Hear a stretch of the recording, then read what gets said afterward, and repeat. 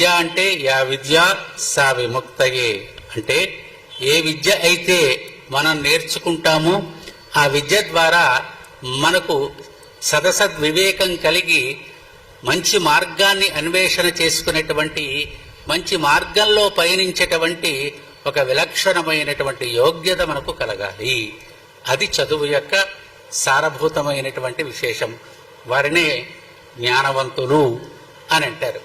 అందుకనే ప్రాతవు జ్యోత ప్రసంగేన, ప్రాతకాలంలో వాళ్ళంతా కూడా భారతాన్ని చదివేవాట. ద్యూతము అంటే ఇదేగా మనం నేర్చుకున్న పాఠం అంతా కూడా అదే. మధ్యాహ్నే స్త్రీ విశేషత, మధ్యాహ్న కాలంలో రామాయణాన్ని పఠించేవారు. సీతాయాశ్చరితం మహత్. రాత్రౌ చోర ప్రసంగేన, రాత్రుల యందు చోరుడు మనస్సును హరించేటువంటి వాడు శ్రీకృష్ణ పరమాత్మ యొక్క భాగవత గ్రంథాన్ని పఠనం చేసేటువంటి వాళ్ళనమాట. అంటే ముందుగా జీవితం, జీవన విధానం, జీవనంలో ఉన్నటువంటి వ్యక్తుల యొక్క వ్యక్తిత్వ వికాసాలు, పరిస్థితులు, ఆచరణ అనేటువంటివి తెలుసుకొని, మధ్యాహ్నంలో ఆ ఆచరణ వలన ఏ రకమైనటువంటి మార్గాన్ని పొందుతామో దాన్ని తెలుసుకొని, రాత్రుల యందు సారభూతమైనటువంటి జీవితం యొక్క ప్రధానమైనటువంటి గమ్యం ఏదైతే ఉన్నదో దాన్ని పొందేటువంటి ప్రయత్నాన్ని చేసేటువంటి పద్ధతిని మన పెద్దలందరూ కూడా ఆచరించారనమాట.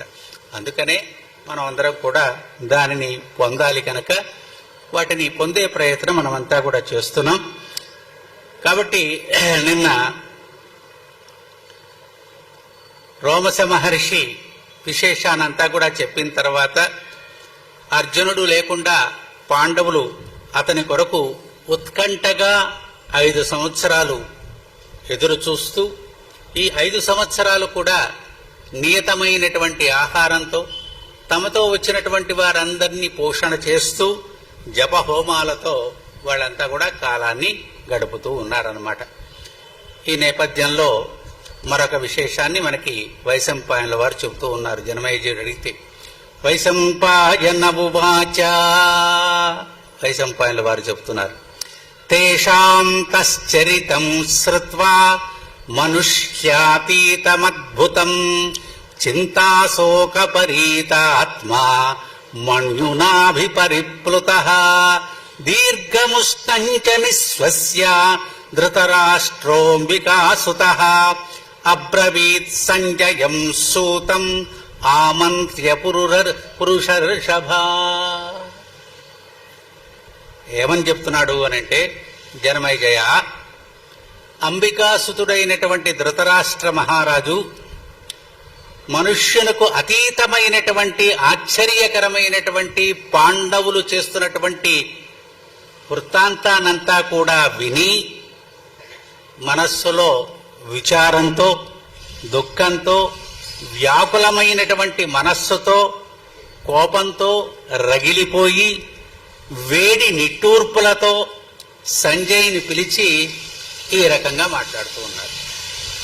ధృతరాష్ట్రుడికి ఎన్ని రకాలైనటువంటి విశేషాలు ఉన్నాయో చెప్పాడు. మానసిక పరివర్తన, విచారము, దుఃఖము, వ్యాకులమైనటువంటి మనస్సు, కోపము, వేడి నిట్టూర్పులు, ఇవన్నీ కూడా మానసికంగా స్థిమితంగా లేనటువంటి వాడికి కలిగేటువంటి ఒకానొక అవస్థలు. వాడి మొహంలోనే తెలుస్తూ ఉంటే ఇలాంటి అలజడి అంతా కూడా ప్రశాంతంగా ఉండదన్నమాట. కాబట్టి ఆ రకంగా ఉన్నటువంటి ఆయన గారు సంజయ్ని పిలిచాడనమాట. పిలిచి మాట్లాడుతున్నాడు. ఎవరు మాట్లాడుతున్నాడు? నరాత్రౌ నదివాసూత శాంతిం ప్రాప్నోమి వైక్షణం సంచిత్య దుర్నయం ఘోరం అతీతం ద్యుతజం హితత్. సంజయ, జూదం జరిగినప్పటి నుండి, ఎప్పుడైతే జూదం అనేటువంటి ఒక అపచారం జరిగినదో, అపచారమా లేక అన్యాయమా అని అంటే అన్యాయం జరిగిందో, దాని గురించి ఆలోచిస్తూ ఉండటం చేత రాత్రింబవళ్ళు ఒక్క క్షణం కూడా నేను శాంతిని పొందలేకపోతున్నాను అని అంటున్నాడు. ఈయనకి తప్పని తెలుసు, తెలిసినప్పటికీ కూడా ఆయన గారు జరిగిన అంశాన్ని గురించి పదే పదే పదే పదే తెలుసుకుంటూ ఎందుకు నేను నివారించలేకపోయాను అలాంటి కృత్యాన్ని, దీనివల్ల నేను మానసికంగా ఎంతకు వ్యధకు లోనయ్యాను అనేటువంటి అంశాన్ని ఆయన గారు బాధపడుతున్నాడు అన్నమాట. మనిషికి ఎప్పుడైనా సరే ఆనందం ఆయుర్దాయాన్ని పెంచుతుంది. మానసికంగా మనసోల్లాసంగా ఉన్నటువంటి వ్యక్తి ఎప్పుడైనా ఆరోగ్యంగా ఉంటాడు, ఆనందంగా ఉంటాడు, ఎదుటివారి ప్రేమను పొందుతుంటాడు, తాను ప్రేమించబడుతుంటాడు. ఎప్పుడైతే దుఃఖము అనేది మనకు ఆవరించబడిందనుకో, శోకో నాశయతే ధైర్యం